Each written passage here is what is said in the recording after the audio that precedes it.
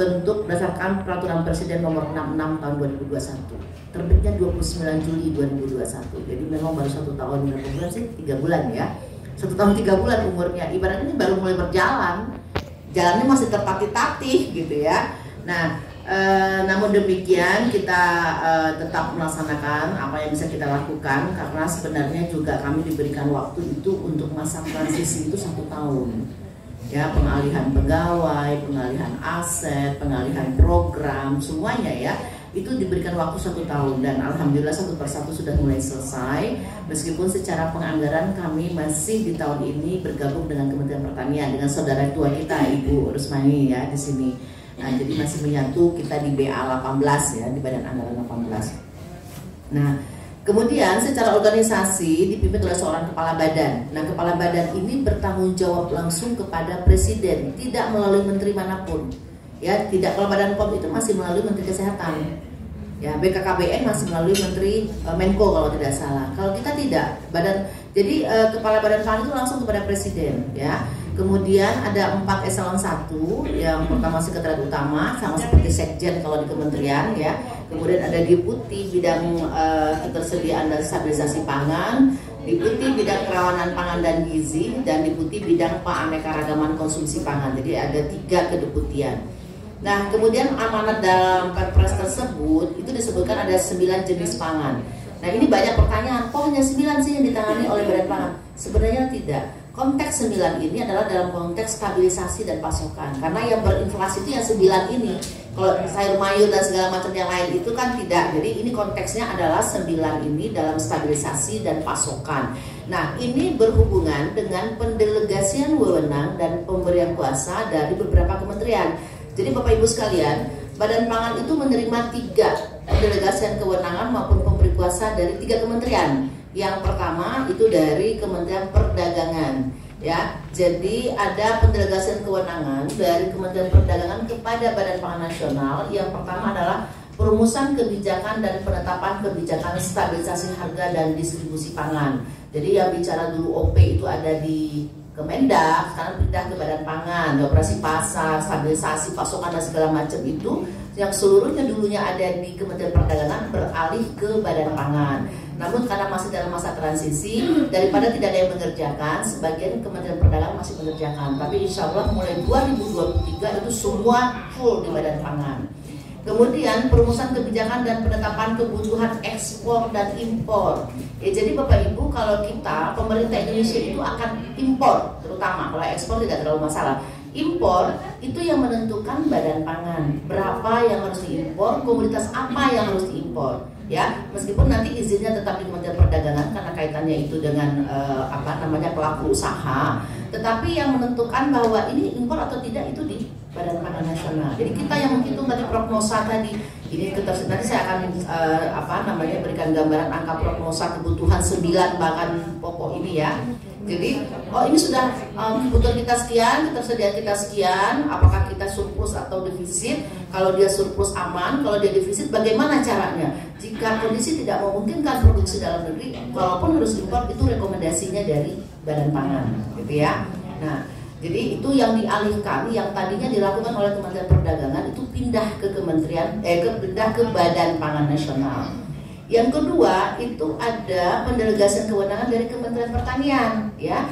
Dulu ini karena BKP itu ada di Kementerian Pertanian, dilaksanakan oleh BKP. Tapi kemudian ketika BKP itu menjadi Badan Pangan, maka pendelegasian kewenangan dari Kementerian Pertanian itu yang pertama adalah perumusan kebijakan dan penetapan besaran jumlah cadangan pangan pemerintah. Ya, jadi yang dikelola oleh Bulog Pak, ya dulu kan Kementerian Pertanian, tapi sebenarnya BKP juga sih yang kerja Pak, cuma atas nama Kementerian Pertanian. Nah sekarang yang menentukan itu adalah Badan Pangan Nasional. Makanya kenapa kemudian yang dikelola oleh BUMN itu Badan Pangan yang menentukan besarannya sekian, jumlahnya sekian, gitu ya. Kemudian yang didelegasikan juga adalah perumusan kebijakan dan penetapan harga pembelian pemerintah dalam faksi harga. Jadi menentukan HPP, HPP itu Kementan, sekarang Badan Pangan Nasional yang menentukan HPP ya. Sekarang kan tidak semua komoditas ada HPP, hanya misalnya gabah gitu ya, jagung, ada kalau cabai masih HAP gitu ya. Nah itu yang menentukan adalah Badan Pangan ya. Jadi kewenangannya itu dibesar dengan pendelegasian yang diberikan oleh beberapa kementerian. Yang terakhir itu adalah pemberian kuasa. Nah, pemberian kuasa ini dari Kementerian BUMN kepada Badan Pangan, ya, menguasakan kepada Kepala Badan Pangan Nasional untuk memutuskan penugasan perusahaan umum Bulog. Jadi Pak Bulog nanti yang merintahin dari Badan Pangan, ya. Jadi kita dengan Bulog itu akan menjadi satu keluarga gitu. Yang akan memerintahkan Bulog harus melakukan apa itu nanti akan dari Badan Pangan Nasional gitu. Itu yang hal baru yang berubah dari BKP. Tapi sepenuhnya TUSI yang dulu ada di Badan Ketahanan Pangan itu menjadi TUSI Badan Pangan Nasional ditambah dengan 3 pendelegasian kewenangan dari kementerian ini gitu ya. Jadi sebenarnya dia diperbesar dan diperkuat gitu. Lanjut. Nah, ini tugasnya Bapak Ibu sekalian ya. Sebenarnya ada 11 fungsi ya.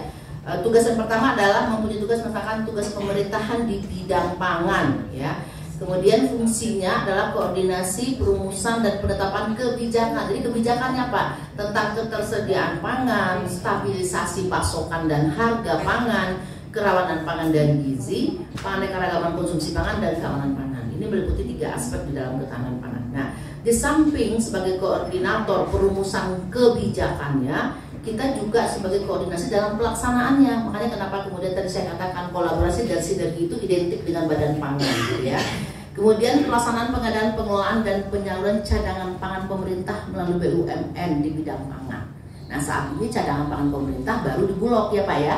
Tapi kami sedang memperjuangkan untuk beberapa komoditas lain juga dapat dilakukan oleh BUMN lain selain dari Bulog, dan juga untuk memperjuangkan Bulog tidak hanya beras, tapi yang lain-lainnya juga Bulog mempunyai cadangan pangan, itu sedang kita perjuangkan.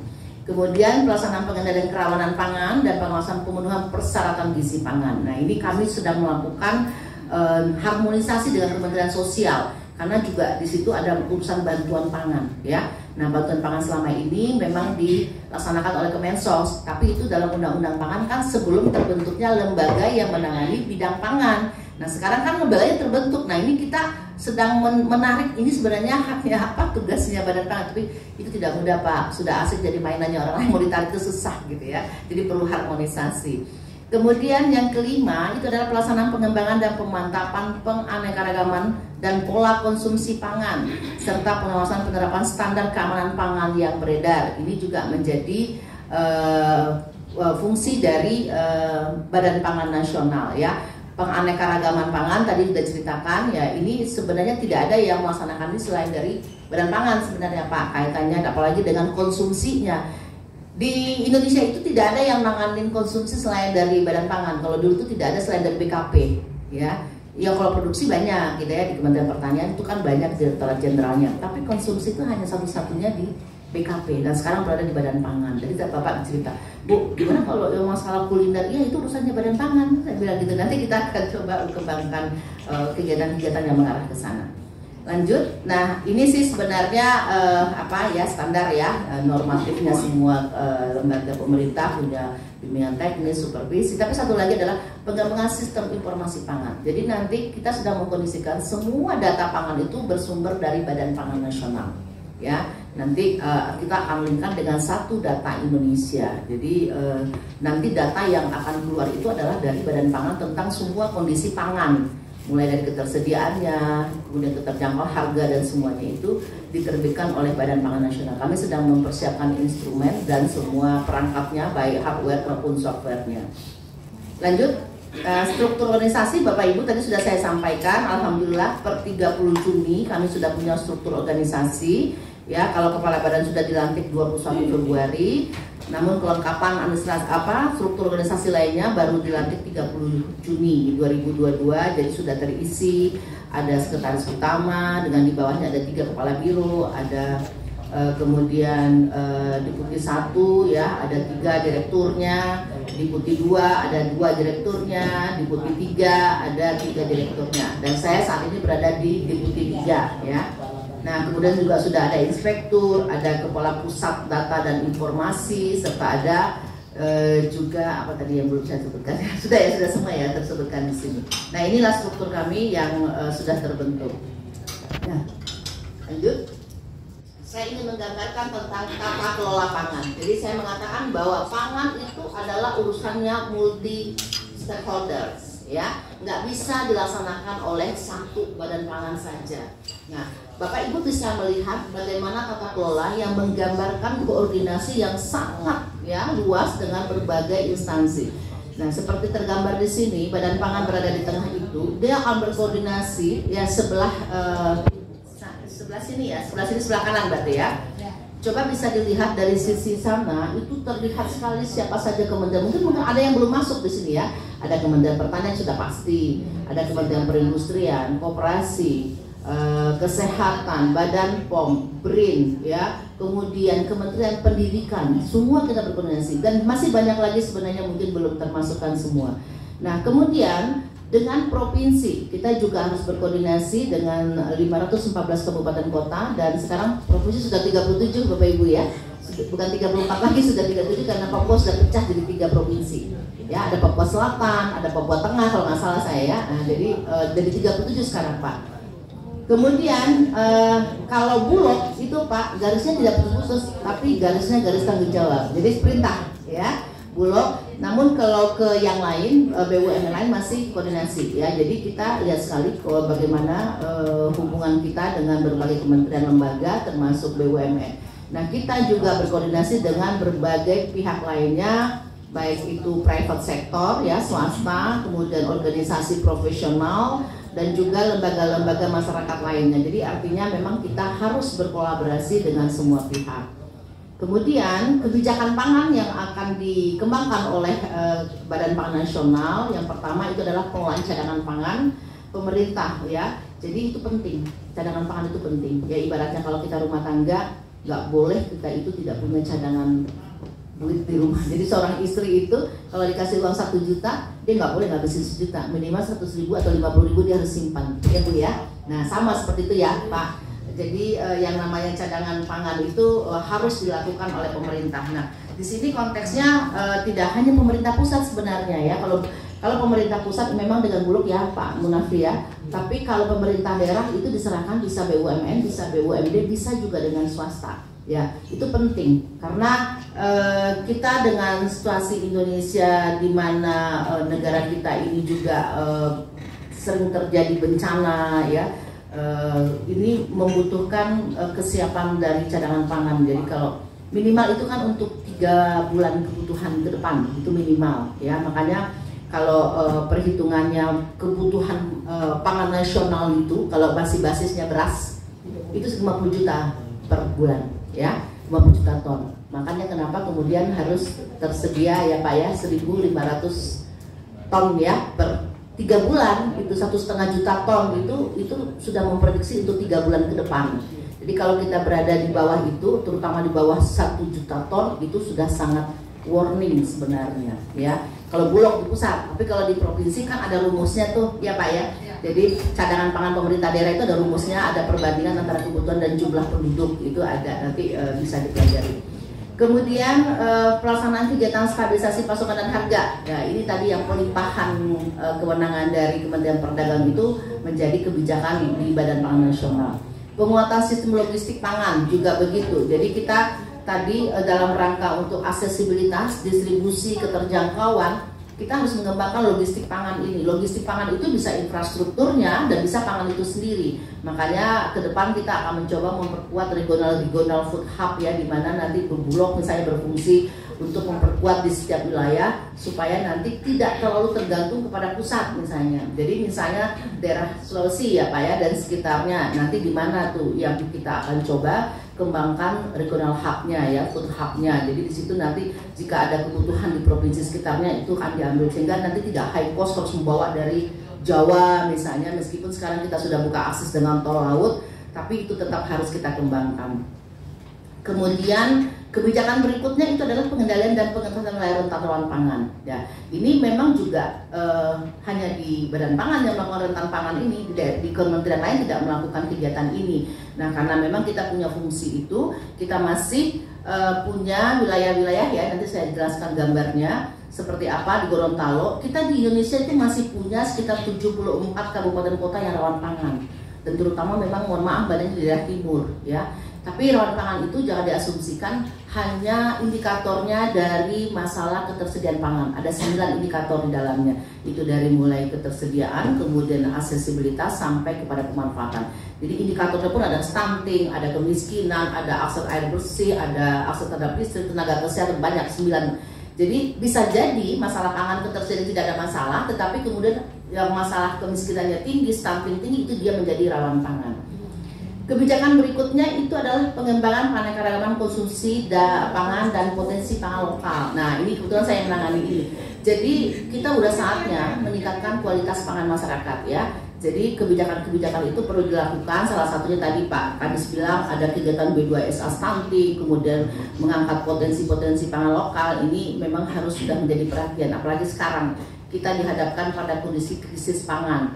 Dunia internasional menghadapi krisis pangan. Saatnya kita berdaulat pangan dengan pangan lokal yang kita punya. Jadi kalau Bapak di sini punya jagung gitu ya, kenapa tidak masyarakat itu harusnya bergantungnya kepada jagung sumber karbohidratnya, bukan kepada beras gitu ya. Nah, ini yang perlu kita lakukan. Bukan berarti tidak boleh makan beras, tapi artinya janganlah satu-satunya kita andalkan beras itu, padahal kita punya potensi yang lain. Dan kebijakan yang terakhir adalah pengawasan dan penjaminan mutu dan keamanan pangan. Ini juga saatnya kita tuh nggak boleh makan sembarang pangan. Jadi sudah ada slogan kalau tidak aman itu tidak pangan. Jadi kita udah mulai yang namanya kita makan itu harus yang aman. Jangan sekedar hanya kita makan, tetapi sebenarnya berisiko untuk memberikan dampak negatif kepada tubuh kita.